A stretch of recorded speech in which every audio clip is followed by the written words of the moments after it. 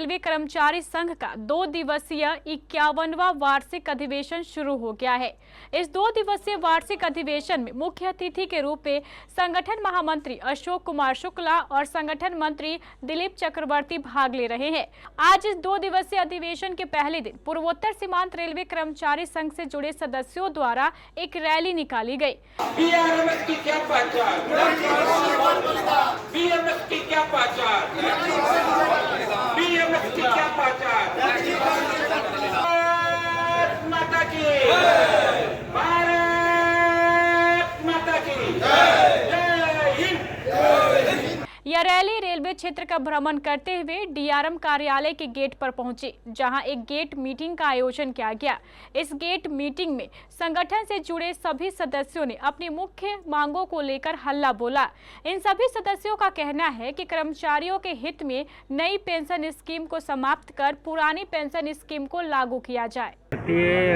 भारतीय मजदूर संघ से संबद्ध भारतीय रेलवे मजदूर संघ व पूर्वोत्तर सीमांत रेलवे कर्मचारी संघ का 91वां क्षेत्रीय सम्मेलन आज और कल यहां संपन्न हो रहा है। इस अवसर पर आम सभा दोपहर में बीआरएम ऑफिस पर की गई और जुलूस निकाला गया।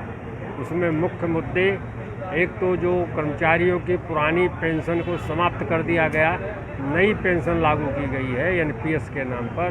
उस एनपीएस के नाम पर लोगों को, किसी को 1500, किसी को 1600, किसी को 2000 ऐसे पेंशन मिल पा रही है। इसलिए एनपीएस को समाप्त करके ओपीएस को लाया जाए, पुरानी पेंशन स्कीम को लागू किया जाए। आज भी रेलवे में जो बीमा की राशि है, कर्मचारी की यदि मृत्यु हो जाती है तो उसको 15,000, 30,000 और 1,20,000 अर्थात ऑफिसर्स जिनका 120 रुपये करता है, 1,20,000 को कुल मिलता है। यह मजाक है। कर्मचारियों को जो बीमा की राशि है वो कम से कम 5 लाख से शुरू करके और ऊपर उसको बढ़ाया जाए, किंतु सरकार उसको नहीं बढ़ा रही है। इस संबंध में 7th पे कमीशन ने रिकमेंडेशन भी किया था। साथ ही साथ रेलवे में ठेकेदारी के आधार पर सारा काम हो रहा है। 50% से ज़्यादा ठेकेदारी पर काम हो गया है, जिसमें जो ठेके पर मजदूर रहते हैं उनका एक्सप्लॉयटेशन होता है, उनका शोषण होता है, ठेकेदार उनको पूरा वेतन नहीं देता है, भ्रष्टाचार होता है। और साथ ही साथ 8वां वेतन आयोग सरकार अभी नहीं गठित करने की घोषणा की है। सभी लोग जानते हैं कि 10 साल के बाद वेतन आयोग नया लागू होता है। यदि अभी गठित नहीं होगा और बाद में गठित होगा तो उसको लागू भी बाद में होगा, जिसके कारण कर्मचारियों का वेतनमान घटेगा, उनका जीवन स्तर घटेगा। इसलिए पे कमीशन का गठन किया जाए और उसकी रिपोर्ट निर्धारित 2 साल के अंदर अंदर लागू करके और 2026 से उसको लागू कर दिया जाए, क्योंकि पिछला वेतन आयोग 1/1/2016 से लागू हुआ था। कर्मचारियों को उनका बिना रेस्ट आवर्स पूरा हुए ड्यूटी पर फिर से भेजा जाता है, जिसके कारण आए दिन आप देख रहे हैं कभी कभी एक्सीडेंट भी होते हैं और उसका सारा दोष कर्मचारियों पर लगा दिया जाता है, जबकि ऐसा नहीं है। बिना जांच किए किसी को भी दोषी ठहरा देना उचित नहीं है। इसलिए यह भी मांग की गई कि कर्मचारियों को जब तक उनका रेस्ट पूरी तरह से न हो जाए, ठीक वो मानसिक रूप से जाने के लिए तैयार ना हो, उन्हें ड्यूटी पर न भेजा जाए। ये मुख्य मुद्दे थे। हम लोग का 51वां वार्षिक अधिवेशन है पूर्वोत्तर सीमांत रेलवे कर्मचारी संघ का। इस उपलक्ष्य में हम लोग की जो मुख्य मांगें थी लोगों की, वो पोस्टर में हम लोगों ने दे रखा है।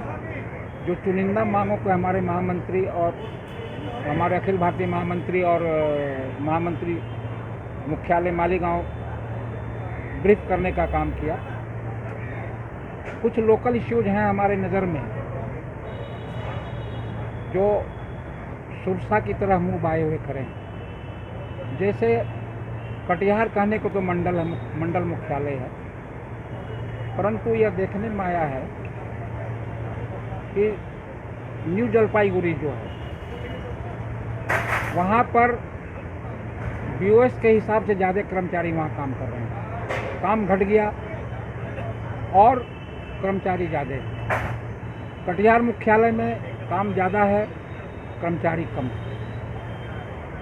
तो बीओएस के जो अनुपात होना चाहिए कर्मचारियों के हिसाब से, उसका समायोजन कर्मचारियों का ढंग से नहीं हो पा रहा है। इसका कारण है कि कटिहार के कर्मचारियों के साथ भेदभाव बढ़ता जा रहा है। खास करके कमर्शियल विभाग में न्यू जलपाईगुड़ी में ऐसा देखने में आया है, 8 घंटे का काउंटर ड्यूटी वहाँ 2-2 स्टाफ मिल करके काम करते हैं, यानी 4-4 घंटे का होता है। जब भी उनके स्थानांतरण की बात होती है, हमने बात किया अपने यहाँ के पदाधिकारियों से, तो वो लोग बोलते हैं नहीं, वहाँ रोस्टर ठीक है। हमारी प्रशासन से मांग है कि आप न्यू जलपाईगुड़ी में जो भी एक्सेस स्टाफ हैं और जहाँ स्टाफ की कमी है, वहाँ पर उन स्टाफ को आप स्थानांतरण कर उसके खाली पड़े रिक्त पदों का आप अविलंब भरें। दूसरी बात, कटिहार मंडल में जो रेलवे अस्पताल की स्थिति है बहुत दयनीय है। वहाँ समय पे न डॉक्टर मिलते हैं, न वहाँ पर कोई दवाई उपलब्ध है। रोगी जो आ जाते हैं तो ना खाना पूर्ति के नाम पर लोग दवाई खाना पूर्ति करते हैं। रेलवे कॉलोनी में गंदगी का अंबार है। सालों साल टेंडर सफाई के नाम पर होता है, अगले साल भी टेंडर हुआ सफाई के नाम पर, वो भी खाना पूर्ति हो रही है। रेलवे क्वार्टर की स्थिति, रिपेयर के लिए टेंडर होता है, वो भी खाना पूर्ति हो रही है। रेल कर्मचारी, खासकर रनिंग जो कर्मचारी हमारे हैं, रनिंग के हमारे जो कर्मचारी हैं, पूर्वोत्तर सीमांत रेलवे कर्मचारी संघ के जो लोग हैं, उनसे ज़्यादा ड्यूटी करवाया जाता है। 8 घंटा 10 घंटा ड्यूटी करवाने के बाद जबरन उनको बाहर भेजा जाता है। तो मैं इस प्रेस कॉन्फ्रेंस के माध्यम से मैं यह ऐसे अधिकारियों को चेतावनी देता हूं कि हमारे पूर्वोत्तर सीमांत रेलवे कर्मचारियों के साथ यदि आप अत्याचार करने का काम करोगे तो यह यूनियन इस अत्याचार को बर्दाश्त नहीं करेगी और आपके कृत्यों का भंडाफोड़ करने का काम करेगी। और आने वाले समय में आप यदि नहीं सुधरेंगे तो इसके आगे हम लोग को जो कदम उठाने की आवश्यकता होगी, हम लोग उठाने का काम करेंगे। गायकी के शौकीनों के लिए शानदार खबर। सुर संसार सीजन 1 की शानदार सफलता के बाद अब सुर संसार सीजन 2